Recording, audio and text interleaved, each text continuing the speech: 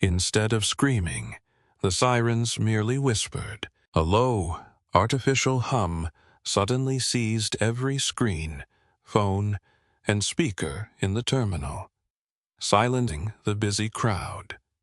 Then, a rough, commanding voice rolled across the civilian concourse. Condition crimson. Reaper, acknowledge immediately. He's back. Major Lennox. Hale did not exist. At least not on paper, and certainly not in the eyes of the hundreds of weary travelers moving through Terminal C at Seattle-Tacoma International Airport. To the impatient businessman, tapping his shoe beside a charging station, she was merely a tired woman in a faded gray hoodie and worn Levi's, holding a cup of lukewarm black coffee. To the barista at the airport kiosk, she was Lenny, an unremarkable customer who had tipped exactly $2 and never taken her eyes off the departure board. Lennox preferred it that way. Invisibility was a luxury she had rarely allowed herself during the previous decade. For 10 years, she had been strapped into the cockpit of an F-35A Lightning II, tearing through the stratosphere at Mach 1.6 and carrying out classified interception missions that the Pentagon would deny for the next 50 years. She was a ghost in the sky, known by the call sign Reaper, but the sky had taken too much from her after the disastrous operation over the Bering Sea, 24 months earlier. The mission that ended with a closed-casket funeral for her wingman. Lennox had grounded herself. She used her accumulated leave, packed up her life at Elmendorf Air Force Base, and disappeared into the ordinary routine of civilian life. Now, she was simply waiting for Flight 419 to Denver, where she planned to visit her sister. There would be no G-suit, no encrypted communications, and no life or death decisions made at 40,000 feet. Then, the screens flickered. It began as a minor disturbance on the enormous departure board above the food court. The scrolling list of flights bound for Chicago, Atlanta, and Dallas froze in place. Digital advertisements along the terminal walls warped before dissolving into harsh blue screens filled with static. Lennox did not react at first. She assumed it was a network failure. Then every smartphone in the terminal sounded at once. Beep, beep, beep. It was the violent, bone-rattling tone of the emergency alert system. Travelers stopped and pulled phones from pockets and bags, expecting a flash flood warning or an amber alert. Lennox reached inside her hoodie and looked at her own screen. There was no message, only a solid block of red. Before the confused murmurs could become panic, the airport's public address system crackled to life. The soothing, automated voice that normally reminded passengers to watch their luggage had vanished. In its place came heavy, unfiltered breathing, followed by the sharp click of an open radio microphone. "Attention, all civilians in the Seattle metropolitan sector," a voice boomed. It was not automated. It was gravelly, strained, and filled with unquestionable authority. Lennox felt her blood turn cold. She knew that voice. It belonged to General Thaddeus Crane, commander of Air Combat Command. "Stand by for a Department of Defense National Security override," the general announced, his words echoing beneath the high glass ceiling. "We are executing an unencrypted public broadcast across all local frequencies to the individual operating under the classified call sign Reaper, Major Lennox Hale." The coffee slipped from Lennox's hand and shattered on the linoleum. Dark liquid splashed across her boots, but she did not look down. "Your terminal has been geofenced," General Crane continued, desperation tightening his voice. "We have a broken arrow. Repeat, we have a broken arrow scenario in progress over the Pacific Northwest. Authentication code, Whiskey Tango 79er. Reaper, Your target refuses to communicate with NORAD. He will speak only to you. Acknowledge immediately." The broadcast ended in a sharp burst of static, leaving the airport in an eerie, suffocating silence. For 3 seconds, no one moved. Then the whispering began. Hundreds of travelers instinctively searched the crowd, their anxious gazes jumping from one stranger to another. "Did he just say, 'broken arrow'?" a college student muttered as he looked up from his laptop. "Doesn't that mean a missing nuclear weapon?" "Who the hell is Reaper?" whispered a woman, clutching a toddler, as she backed away from the open concourse. Lennox stood motionless in the spilled coffee. A broken arrow meant a missing nuclear asset, and the Pentagon was so desperate, so completely out of options, that it had seized civilian infrastructure to locate her. Her cover had been destroyed in front of thousands of people, yet it was not the violation of protocol that made her hands shake. It was the general's precise wording. "He will speak only to you." Lennox knew every rogue state, mercenary pilot, and hostile commander active in the modern theater. None of them would have asked for Reaper. Her call sign was intensely classified.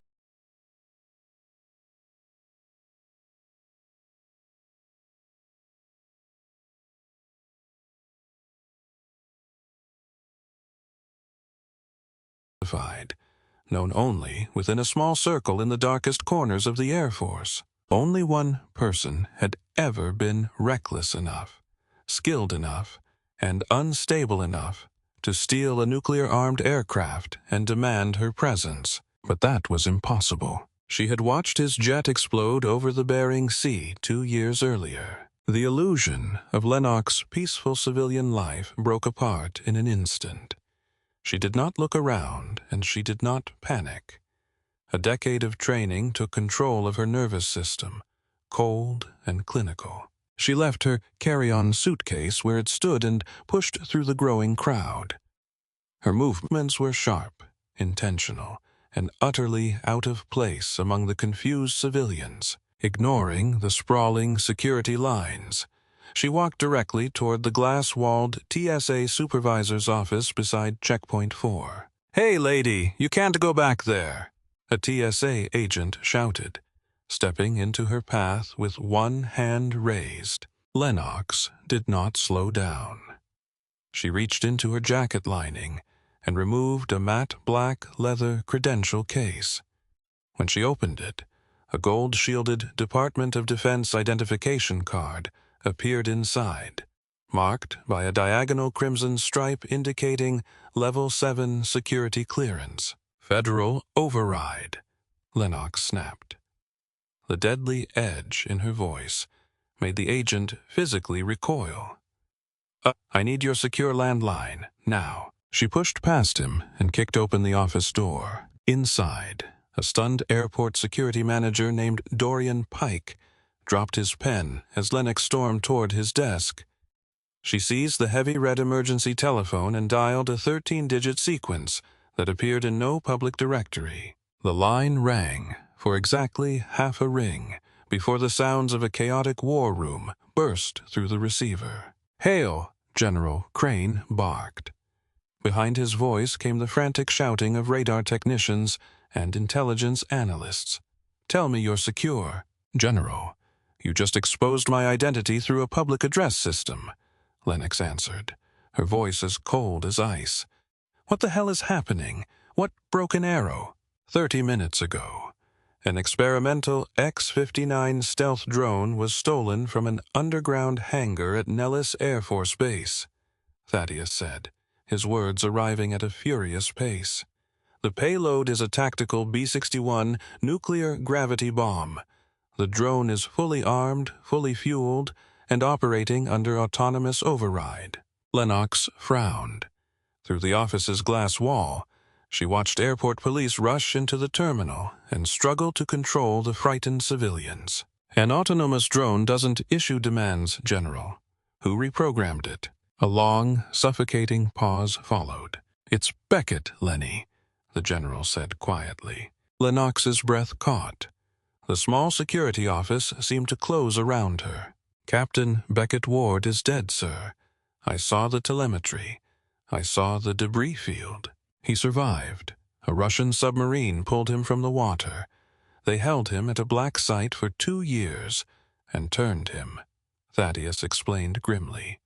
"He infiltrated Nellis this morning, launched the X-59, locked us out of the mainframe and programmed it to loiter toward downtown Seattle. 2 F-22 Raptors attempted to intercept the drone 10 minutes ago. Beckett hacked their flight control systems and forced both pilots to eject. He has complete electronic dominance." "Why Seattle?" Lennox demanded, as her mind raced through vectors and fuel loads. "Because he knew you were there," Thaddeus replied. "He breached the NSA surveillance network, traced your civilian boarding pass, and placed a nuclear asset directly over your head. He is transmitting over an open military frequency and demanding that we send you to intercept him.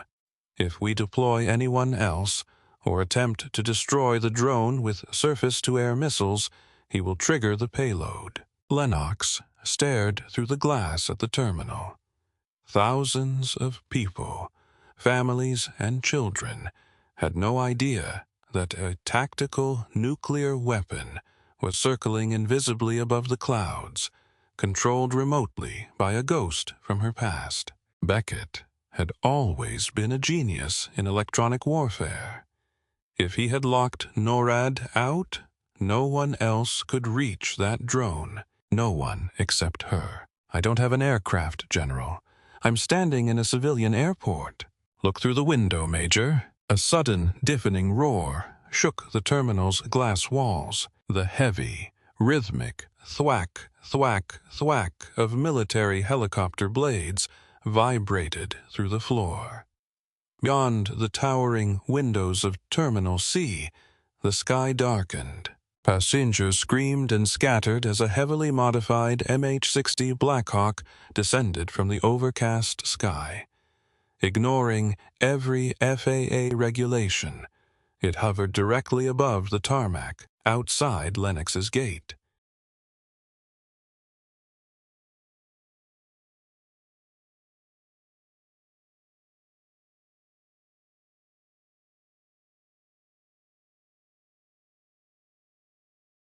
The downdraft hurled luggage carts across the concrete and flattened the perimeter fencing. "Your chariot has arrived, Reaper," Thaddeus said over the telephone. "A fully armed F-35 is waiting on the runway at Joint Base Lewis McChord. Engines hot. Beckett's frequency will connect to your helmet the moment you strap in." Lennox ended the call. She turned toward Dorian, the airport security manager, who stood pressed against the wall with terror draining the color from his face. "Unlock the tarmac access door," she ordered quietly. Dorian fumbled with his keycard. His hands shook so badly that he dropped it twice before finally swiping it across the reader. The heavy metal door clicked open. Lennox stepped out of the office. The terminal had come to a complete standstill. Hundreds of passengers, TSA officers, and police watched in stunned silence as the invisible woman in the gray hoodie calmly walked through the emergency exit. She entered the screaming wind of the Black Hawk's rotor wash, which tore violently at her clothes. The helicopter's side door slid open to reveal 2 heavily armored Air Force para-rescuemen. They did not ask to see identification.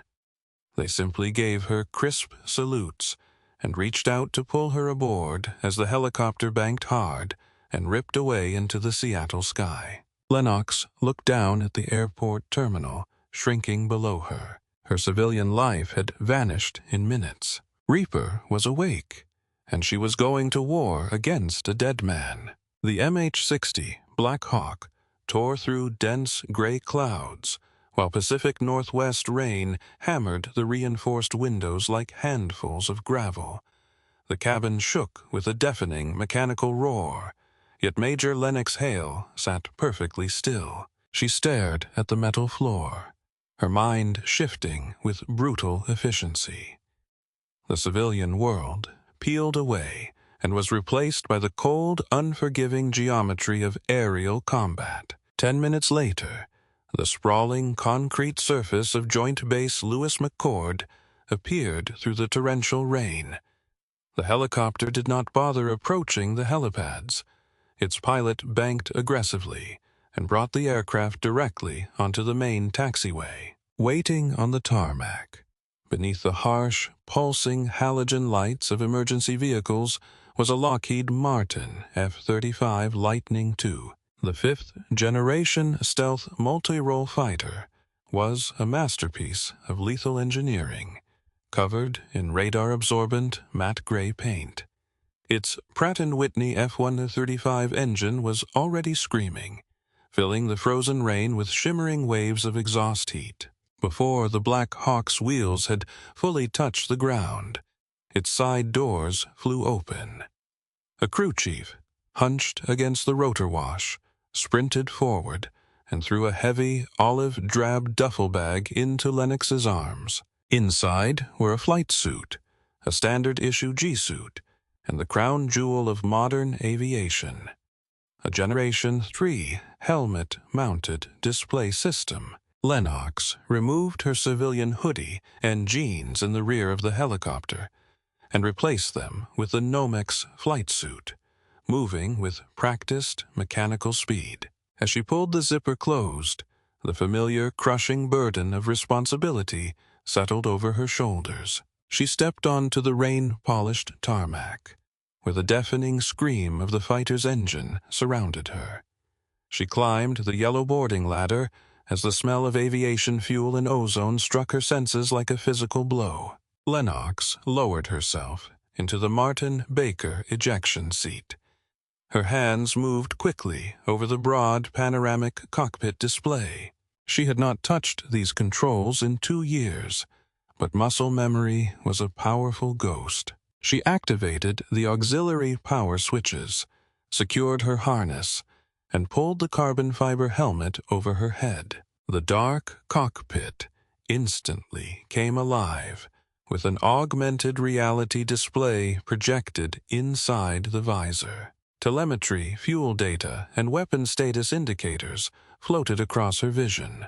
"Reaper, this is Command Actual," General Crane said through her earpiece, the audio clear and secure. "Are your systems nominal?" "Systems nominal, Command," Lennox answered. Her voice carried none of the panic paralyzing the city below. "Arming the AN/ASQ-239 electronic warfare suite. Requesting immediate vector to the target. Target is loitering at 22,000 feet directly above the downtown Seattle corridor," Thaddeus replied, his tone tightly controlled. "It is holding over the Space Needle. You are cleared for an immediate supersonic climb. Intercept and establish communications. If it makes any hostile movement, you are weapons free." "Acknowledged." Lennox's gloved hand tightened around the throttle. "Weapons free. Acknowledged." She signaled the ground crew. They removed the wheel chocks. Lennox drove the throttle forward and engaged the afterburner. The F-35 exploded down the runway, a 35-ton spear of metal accelerating with terrifying, bone-rattling force. Within seconds, the nose lifted. Lennox was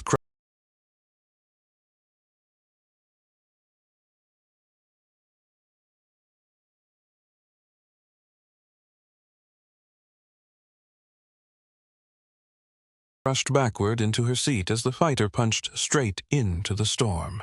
At 10,000 feet, she broke the sound barrier. The sonic boom rolled over the forested mountains of Washington state. The physical strain of the G-forces struck immediately. Without the daily conditioning she had once maintained, Lennox felt as though a concrete block were crushing her chest.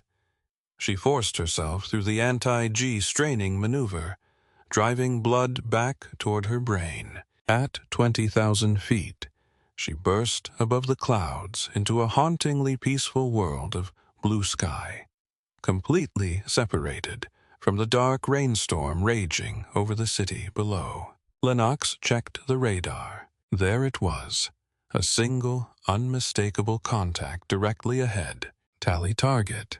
She breathed into the microphone. She eased back on the throttle and banked gently right as she entered the airspace above downtown Seattle.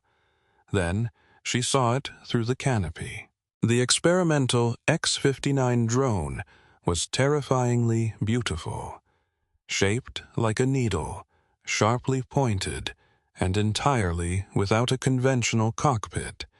It wore a smooth coating of obsidian radar-absorbent material, hidden inside its internal weapons bay, but painfully present in Lennox's thoughts, was a B-61 tactical nuclear bomb with enough power to vaporize 3 million people. Lennox matched the drone's speed and moved alongside it until fewer than 50 feet separated their wingtips. High in the deafening silence of the stratosphere, only the two aircraft remained. "Command, I am in position," Lennox reported, never taking her eyes from the unmanned aircraft's black fuselage. Initiating UHF override on the designated frequency, she adjusted the communication panel and entered the hijacked frequency supplied by the general. Drawing a deep breath, she felt her heart strike her ribs like a trapped bird. "Beckett," she said softly, the name strange and heavy on her tongue. "This is Reaper. I'm here." For 10 agonizing seconds, only background static answered her. Far below, Seattle remained entirely unaware of the apocalyptic confrontation unfolding in the sky. Then came a click. "You were always fast, Lenny." The voice was rough, exhausted, and distorted by encryption, but its rhythm was unmistakable. It belonged to Captain Beckett Ward, the man Lennox had mourned, the man she had watched die. A painful knot tightened in her throat, but she forced it down. "Beckett, they told me you were dead. I watched your aircraft go down over the Bering Sea. I saw the telemetry flatline." "I did go down," Beckett answered, eerily calm over the radio. "And on paper I did die, but it wasn't because of a Russian surface-to-air missile battery, Laney. The enemy didn't shoot us down. Our own people did." Lennox tightened her grip on the flight stick. "What are you saying?" "I'm talking about Crane," Beckett replied, his voice sharpening with pure fury. "I'm talking about General Thaddeus Crane. Do you think I stole a nuclear weapon to terrorize a city? Look at your threat warning receiver, Lenny. Scan the drone." Lennox hesitated, then shifted her gaze toward the sensor sweep data inside her visor. The X-59 was covered in targeting locks, but the telemetry coming from its internal bay was strange. The B-61's arming sequencer was inactive. The bomb remained in safe mode. The drone was physically incapable of detonating it. "The nuclear weapon is a paperweight," Beckett admitted, his breathing shallow. "It's a bluff. I needed a threat so enormous that Crane couldn't bury it. I had to create a national security crisis too loud for him to hide, and I needed him to send you." "Why me?" Lennox demanded, banking slightly to hold formation with the drone. "Because you're the only pilot in the sky I can trust to pull the trigger on this," Beckett replied. 2 years ago, our mission was not to intercept a Russian bomber. We were transporting data drives from a Pentagon whistleblower. They contained proof that General Crane had been selling classified avionics designs to a private military contractor operating from Eastern Europe. I used our flight over the Bering Sea to assassinate us. He struck my jet with a classified orbital laser platform. I barely ejected in time. The blood drained from Lennox's face. General Crane, the man who had delivered the eulogy at Beckett's funeral, was now listening to the conversation from his command center. I spent 2 years surviving in a Siberian gulag, Lenny, Beckett continued, his voice breaking with exhaustion. I escaped, then spent 6 months locating the backup files. I have them. They're stored in the drone's mainframe. But Crane has jammed the entire airspace. I can't send them to the Department of Justice from the drone. The transmission is too weak. You need a relay, Lennox said, as the full weight of the situation descended on her. You want me to connect my jet to your drone? Yes. If you establish a secure tactical data link between the 2 aircraft, I can use your F-35's communications array to bypass Crane's jamming network.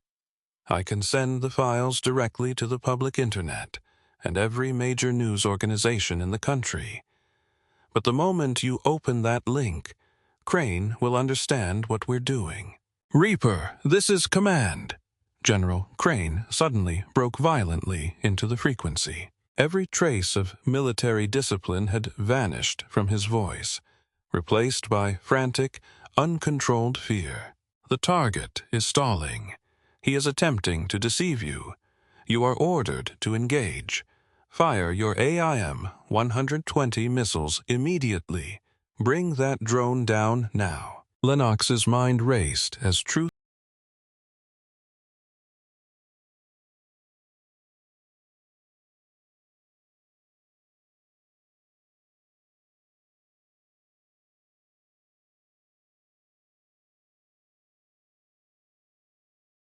and deception converged around her. She looked at the drone flying beside her right wing. Then she studied the radar display, which showed jamming signals coming from military satellites under Crane's control. If Beckett was lying, she might help a terrorist distribute a digital virus or state secrets. If he was telling the truth, she had been obeying a traitor who had murdered her closest friend. "Major Hale!" Thaddeus screamed over the radio. "That is a direct, lawful order from the commander of Air Combat Command. Fox 3, fire your weapons." "Lenny," Beckett said quietly beneath the general's shouting. "I don't have long. I'm bleeding out. Security at Nellis caught me while I was heading to the control terminal. I'm operating this drone from a warehouse in Las Vegas, and I may have 5 minutes before my heart stops." Lennox closed her eyes for a fraction of a second. She remembered the day before their Bering Sea mission. She remembered Beckett lending her his lucky lighter. She remembered his laughter. A Russian sleeper agent could never have known those things. Lennox reached forward and switched the master arm to off. "Command, this is Reaper," she said, her voice settling into absolute, terrifying calm. "Weapon systems are malfunctioning. I cannot comply with your order." "Hale, you traitorous!" Thaddeus roared. Lennox muted the command channel completely. The cockpit became beautifully quiet, disturbed only by her measured breathing and the air rushing past the fuselage. "Beckett, I'm opening the port," she said as her hands moved across the digital controls. "Synchronizing the data link now. Send the package." "Copy, Reaper. Initiating handshake," Beckett answered, his voice noticeably weaker. A progress bar appeared on Lennox's head-up display. "Uploading encrypted package 10%. Without warning, the threat warning receiver in her helmet erupted into a piercing alarm. "Beep, beep, beep, beep, beep." "Missile launch," the cockpit's automated voice announced. "Surface-to-air missile launch detected." Lennox snapped her gaze toward the radar. 2 Patriot PAC-3 interceptors were climbing rapidly from the ground. They had been launched by a mobile battery concealed in the mountains below. Crane had bypassed her entirely. He had ordered loyal forces on the ground to destroy the drone before the data transfer could finish. "Beckett, we have incoming," Lennox shouted.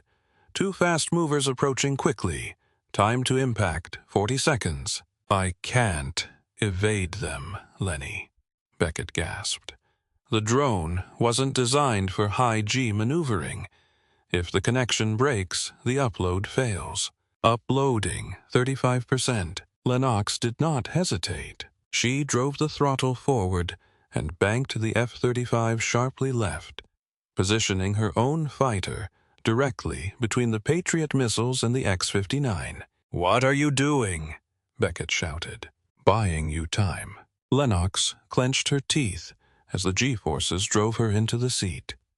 She was running interference, offering her own fighter's larger and more attractive radar cross-section to confuse the missile's guidance systems. Uploading 60%. 20 seconds to impact, the automated voice announced. Lennox watched the missile's contrails burst through the clouds below, climbing toward her like fingers of white fire.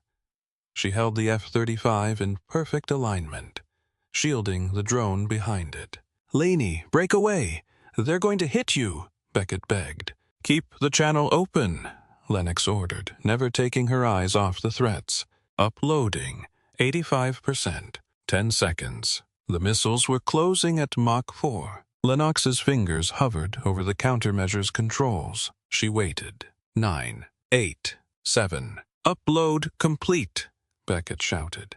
"The files are out. Break away." Lennox slammed the stick hard right and struck the countermeasures button. The F-35 rolled violently, releasing an enormous cloud of burning magnesium flares and radar-reflective chaff across the sky. Blinded by the sudden eruption of heat and radar interference, both Patriot missiles lost their locks. They screamed past Lennox's canopy, missing her wing by less than 100 yards before harmlessly self-destructing in the upper atmosphere. The shock wave rattled her teeth, but the aircraft remained stable. Lennox recovered from the dive and leveled the F-35, her chest heaving as she pulled pure oxygen through her mask. "Beckett," she whispered into the microphone. "Are you still there?" A long, heavy silence followed. "I'm here," Beckett finally whispered, his voice fading quickly. "It's done. Every news desk in the world just received Crane's banking records, the classified designs, and the recording of him ordering the attack against us." Lennox looked through the canopy at the sleek black drone still flying beside her. "What happens now, Beckett?" "The drone crashes into the Pacific, where no one can recover the technology," he replied.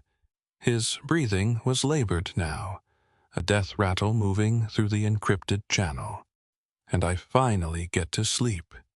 It's good to hear your voice, Lenny. Tell my mother. Tell her I didn't die a traitor." "I'll tell her, Beckett," Lennox promised, as tears finally escaped and ran beneath her dark visor. "You did well, wingman." "Clear skies, Reaper," Beckett whispered. The radio clicked off. The connection was gone. Lennox watched silently as the X-59 banked hard away from her and tipped into a steep, unrecoverable dive.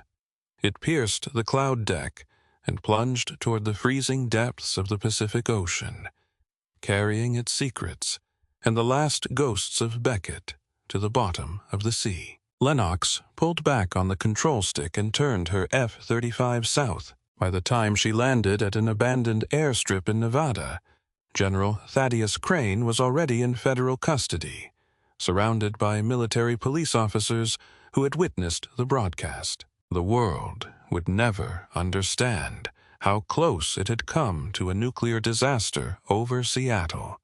No one would know about the dead man who saved them or the invisible woman who held the line. Lennox wiped down the cockpit, left her helmet on the seat, and walked into the desert night. Reaper was gone. This time she would not return. The boundary between hero and traitor is often drawn by those who win, but genuine courage survives in the shadows, where the deadliest secrets remain hidden.